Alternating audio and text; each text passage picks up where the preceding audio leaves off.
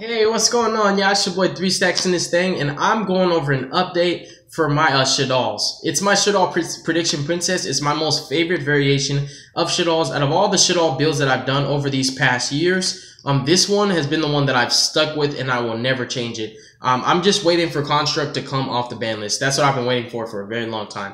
But let's hop right into the main deck. It's pretty interesting, and the deck it's not only competitive, but it has this weird ability to just control basically any deck. Like, it doesn't matter the matchup, it's able to control it. And I really like that. It has strong interactions and a very, very high ceiling, believe it or not only because of the Shaddolls, but also because of the engine of the Prediction Princess territory. But most importantly, and basically the main reason why this deck can be competitive against any deck, any matchup, is because of Pot of the Forbidden. He has 4 effects that can hurt any deck. And this deck can turbo him out and keep rejuvenating him from the grave endlessly. He is the main reason why this deck is so strong. I just wanted to note that because there's no deck can actually use him the way he's supposed to be used except for this one. So let's hop into the main deck. We play 3 Prediction Princess territories. All of her effects are amazing. She either puts a monster face up or puts a monster face down as a spell speed 2 during either player's turn effect. And during each of your end phases, you're going to rejuvenate a flip effect monster from your hand or your graveyard, special summoning it face down. So every turn she's a monster reborn. And you play 1 copy of Pot of the Forbidden. This is pretty much your sword and your shield. I'm going to read you his effects for those of you who don't know what this card does. When he's flipped, it's a flip effect. Activate one of these effects. Draw 2 cards. Return all spells and traps on the field to the hand. Destroy all monsters your opponent controls. Look at your opponent's hand and shuffle 1 card from their hand into the deck. Did you hear any effects that were bad? All these effects are amazing, and all of them are strong against any matchup. Returning all spells and traps on the field to the hand, that's powerful in the True Draco matchup. When they set a whole bunch, and then during the end phase, you flip him. In phase, bounce them all back. Now you can't do Apocalypse, Floodgates, anything like that. Especially if I go first, right? That's strong. And then destroying all monsters your opponent controls. Name 1 deck that is, like, too strong for a Raigeki. And then look at your opponent's hand and shuffle 1 card from their hand into the deck. That's extremely powerful because you can set him up first turn and get the knowledge, obtain the knowledge of what deck you're playing, so you know what to side deck and also how to counter their deck, what you want to stop and what to interact with and what to just let resolve. And also the draw 2 cards is a benefit to you because that's a +2 every single turn. Literally a +2. It's not a +1, it's a +2. Because as long as you can keep him in rotation, every single turn, on your turn and your opponent's turn, you can draw 2. That's a +2. And not a +1 because you're not committing any more resources from hand once he's on the field. So he is like the MVP of the deck. He is really the star. Like, he's just so good. And then for your Shaddolls, you play 3 copies of Hedgehog. You play 3 copies of Squamata, 2 copies of Shaddoll Beast, 2 Falco, and 1 Dragon. My Shaddoll lineup's a little bit more hefty than most of the standard lineups. More notably because I need more lure targets because I hate banishing copies of my Shaddolls that I really need. And also, I really need to open up with at least 1 Shaddoll every single duel to resolve my fusions properly because I play 6 fusions. And I want to establish every single first turn a territory plus any of my Shaddoll fusions, whether it's Shikinaga, Anoyatilis, or even Winda. Territory Winda is the ideal board you want to make because any deck that's reliant on special summoning is going to get shut down because it's going to special summon once, and that 1 monster is going to get booked face down by territory, and you're done for the turn, which is really strong. So I like that a lot. And also keep in mind that this deck, Play Shaddoll, is really powerful because your territory can actually special summon these from the graveyard face down and then flip them face up during your opponent's turn and trigger their effect to make them more disruption. So your Squamata, that's why I was like, I need 3 Squamata. He's a weapon. During either player's turn, you're going to be able to use territory to flip him face up, destroy a monster.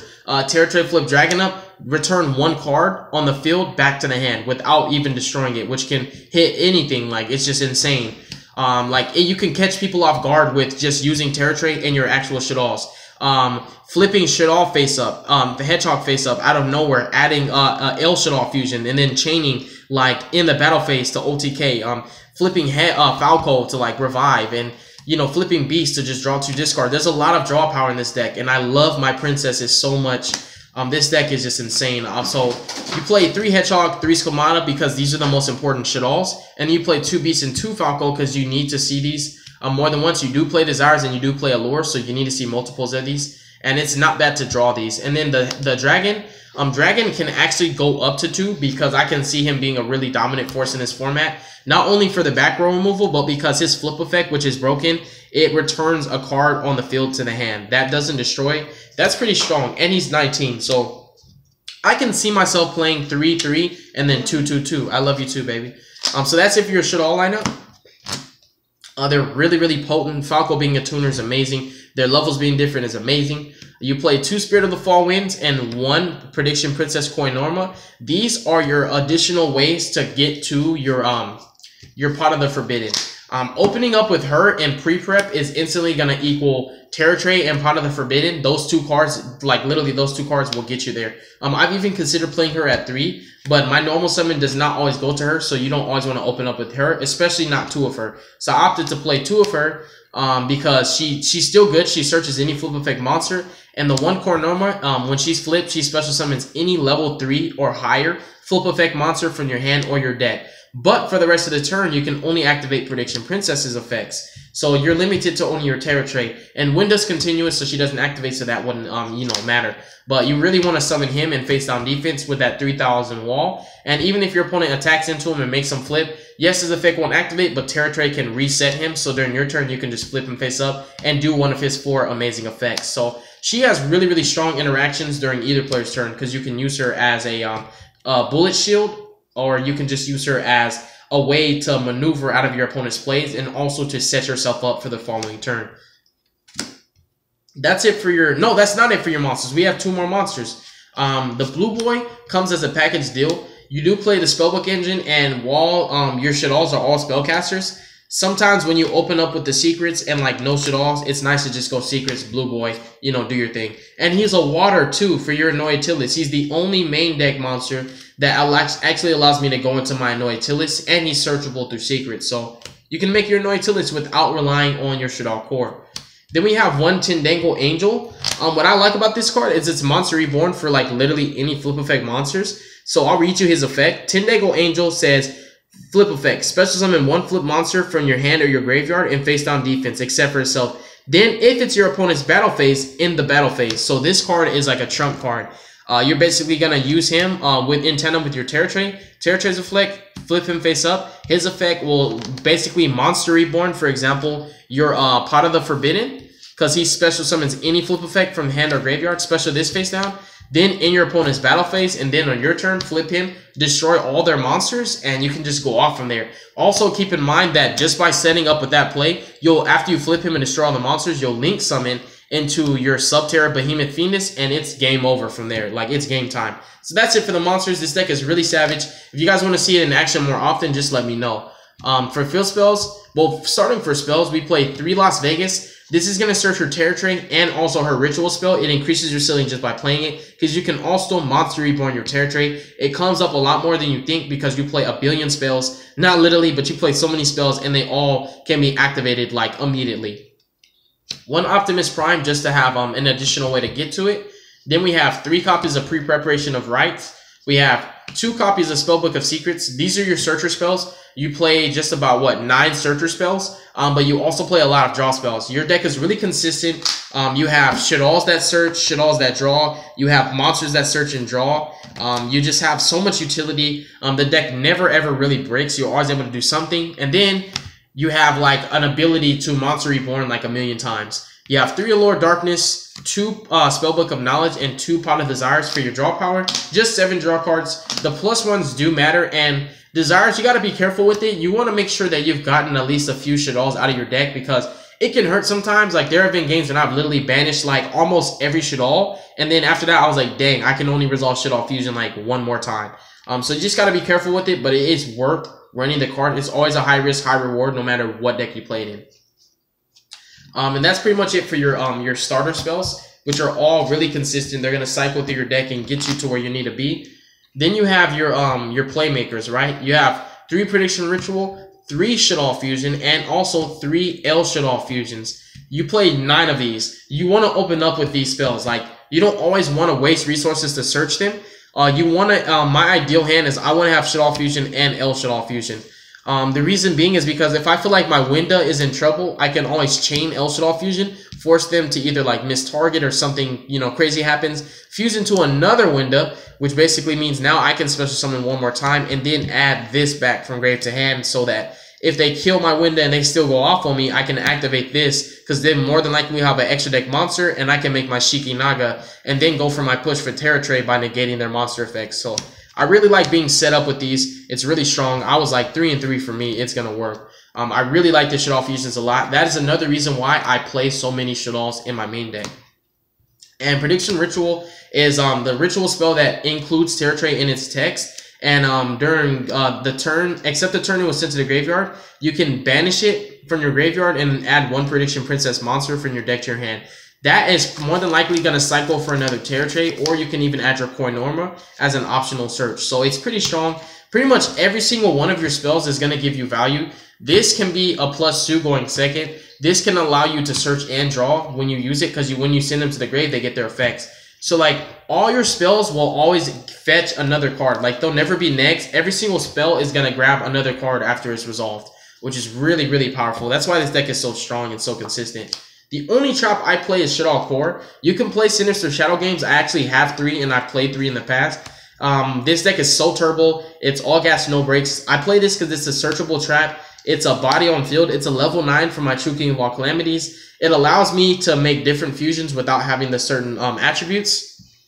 And then also I can always dump it off of my Squamata and then use its effect to like grab something else, and then have this engraved, so then my my Winda can grab this back and then I can just set it.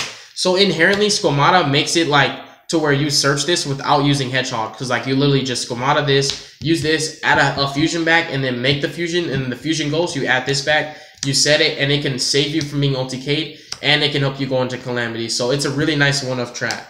Then for your extra deck, you play 2 Behemoth Phoenix.